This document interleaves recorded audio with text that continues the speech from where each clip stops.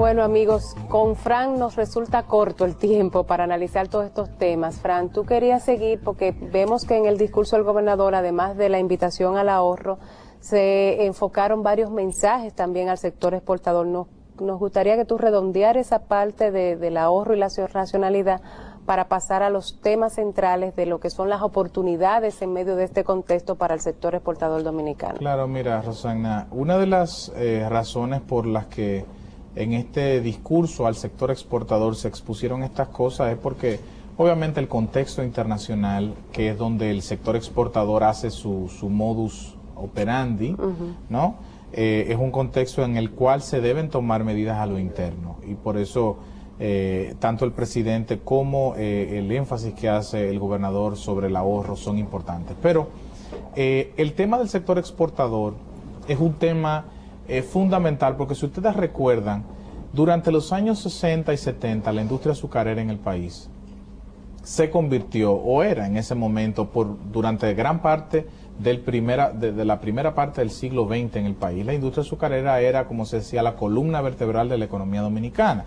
Los precios internacionales del azúcar para nosotros era siempre más positivo, de que subieran, pero lamentablemente la industria azucarera pasó por un proceso en el que no pudo reconvertirse, empezó a generarse un mercado mucho mayor que fue suplido por el azúcar que venía de la papa, de la remolacha, del maíz, y obviamente la industria azucarera fue perdiendo su competitividad hasta el punto en que tenemos hoy una industria azucarera muy pequeña. Pero en los años 80 hubo un proceso de moverse hacia los servicios y por eso el sector turístico tomó la batuta. En los años finales de los 80, principios de los 90, las zonas francas aparecieron también y esos fueron los dos sectores que nos apuntalaron en nuestro sector externo. Ya nosotros conocemos la situación de las zonas francas, el gobernador la presentó de manera magistral en su discurso porque básicamente en nuestro país el problema de la zona franca no es un problema cambiario. Ojalá se pudieran resolver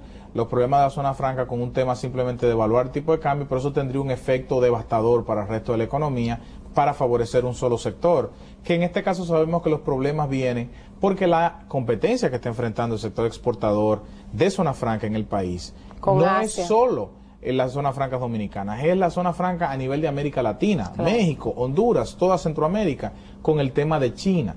China pasó de tener un 7% en el año 2000 de la participación en el mercado textil norteamericano a tener casi un 40% en el mercado textil. Y la República desplazó a todo el vivo.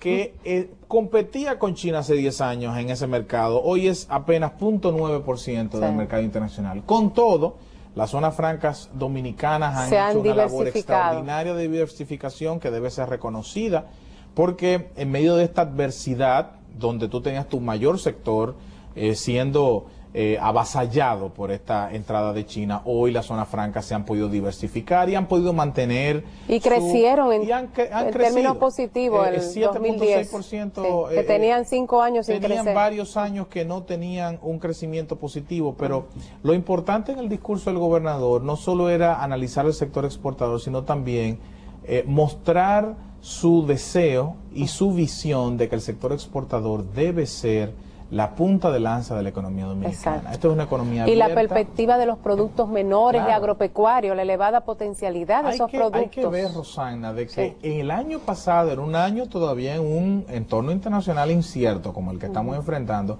los productos menores alcanzaron su máximo histórico, más de 1.700 millones de dólares, un incremento de 670 millones de dólares en un año. O sea, estamos hablando de un mercado todavía virgen, con un potencial enorme. En todos los mercados, en Europa, en Estados Unidos, en el Caribe. El caso del cacao, que ustedes lo han mencionado aquí, ha sido uno de los componentes estelares. Y ahora se incorpora el níquel y el oro también este año. Que es lo que esperamos que este año el reinicio de las exportaciones de oro y el inicio de las exportaciones de níquel a mediados de este año y de oro a finales de este año nos van a dar también un aliciente en términos de generación de divisas en el país. Pero sin duda, Rosana, Luis y amigos televidentes, el sector exportador debe ser el sector que más sea considerado en la República Dominicana como estratégico. Claro. Nosotros tenemos que tener una estrategia hacia afuera, porque nosotros podemos abastecer un mercado de 10 millones de habitantes. Claro que podemos. En muchos casos este mercado quedaría corto, pero cuando nosotros vemos el potencial de el mercado norteamericano, más el mercado de Centroamérica y más el mercado europeo, nosotros abrimos las posibilidades para que la República Dominicana pueda convertirse en un jugador importante. Sabemos que tenemos grandes competidores en mercados específicos, pero la República Dominicana, con una estrategia de Estado y con una estrategia no solo de que el Estado le dé incentivo, porque ese es uno de los temas que discutimos la semana pasada con el tema del informe Harvard. El mismo equipo de Harvard, uno de los temas que plantea es que la República Dominicana ni ningún país puede generar una estrategia de desarrollo en función de dar incentivos fiscales, porque los incentivos fiscales a la larga lo que generan muchas veces enquistan sectores, ineficiencias, distorsiones, que generan distorsiones e ineficiencias. Y no hacen eficientes. Y malo manejo también, sistemas. Porque en muchos casos, históricamente en la República Dominicana, sectores comerciales han utilizado los incentivos para sacar ventaja frente a otros sectores, haciendo creer que están importando para producir y lo están haciendo para comercio. Entonces, eso es lo que hace que genera vicios y genera un sector que se beneficia y saca ventaja competitiva de otros sectores. Yo creo que el mejor incentivo que puede hacer un país es crear las condiciones para que un clima de negocio favorable y competitivo. Y el que se quiera casar con la eficiencia sea el que saque la ventaja, haciendo las conversiones, haciendo las inversiones productivo. Y preparando sus empresas para salir a competir a los mercados internacionales. Porque si ustedes mencionan un acuerdo con Estados Unidos y Centroamérica y mencionan un acuerdo con Europa, estamos hablando de acuerdos para que los exportadores dominicanos puedan penetrar esos mercados. El problema es que hay que ponerse en eso, o sea, no podemos esperar que sea el Estado solo el que haga todo el trabajo, porque en realidad cuando un Estado hace un acuerdo de libre comercio es para que los sectores productivos de ese Estado puedan beneficiarse, porque el Estado como tal no es un productor importante. Claro. El Estado lo que hace es que crea las condiciones y facilita para que los sectores productivos eficientes puedan ir a los mercados internacionales. Y mira, Luis, eso que tú dices es muy importante porque de hecho el presidente de ADOEXPO, en el discurso previo al del gobernador, un discurso muy bueno, sin desperdicios, Kai Schoenhals hace la acotación de que una de las grandes, para él no sorpresas, sino aportes que el gobierno había hecho al sector exportador, era que cuando los exportadores iban fuera del país a tratar de abrir negociación con otros países y de poner en esos países los productos dominicanos, uno de los elementos, de los puntos luminosos de la República Dominicana era la estabilidad macroeconómica y el clima de estabilidad y de negocios que había en el país. Y eso es algo que él lo reconoció y felicitaba a las autoridades por eso.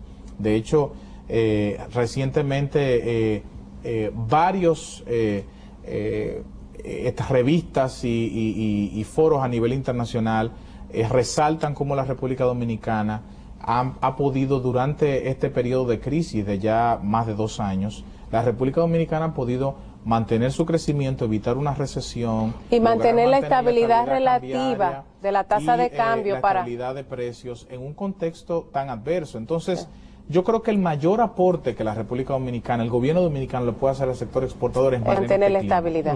Mantener este clima de estabilidad macroeconómica, mantener este clima en donde la República Dominicana pueda ser un destino de inversión importante, pero también que las exportaciones dominicanas sean vistas como que vienen de un país en donde las políticas de Estado favorecen al sector privado. Yo creo que esa debe ser la clave y yo creo que tanto el gobernador como la teoría económica convencional te dice de que un sector exportador fuerte, con incentivos correctos, es bueno para la estabilidad cambiaria, es bueno para la balanza de pagos y es bueno para el país. Yo creo que no puede haber un mejor ejemplo que el hecho de que todos los países emergentes que hoy día están desarrollándose lo han hecho a base del comercio exterior, a base de apertura, a base de penetrar a los mercados internacionales, han tenido balanza de pago positiva y eso le ha permitido ahorrar divisas que hoy día los ha convertido en exportadores de capitales.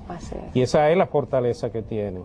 Entonces nosotros tenemos que mirarnos en ese espejo. Mientras nosotros tengamos una balanza deficitaria porque las importaciones sean mayores que las exportaciones, nosotros vamos a tener que acudir a los mercados internacionales a buscar dinero para equilibrar esa balanza. Y el punto donde nosotros tenemos que llegar lo más pronto posible es a ese equilibrio de las cuentas externas para que entonces podamos cambiar la política de endeudamiento. En el sentido de que en lugar de tú buscar dinero para cubrir gastos corrientes, tú lo vas a buscar para invertir, para ampliar tu capacidad productiva, para hacerte más eficiente y para poder llegar a los mercados internacionales. Así es. Gracias, amigo Fran, se nos acabó el tiempo. Gracias a ustedes, amigos, por habernos acompañado una vez más. Nos vemos, Dios mediante, en el próximo programa después que veamos todo lo que ha pasado con el Casar. Así es.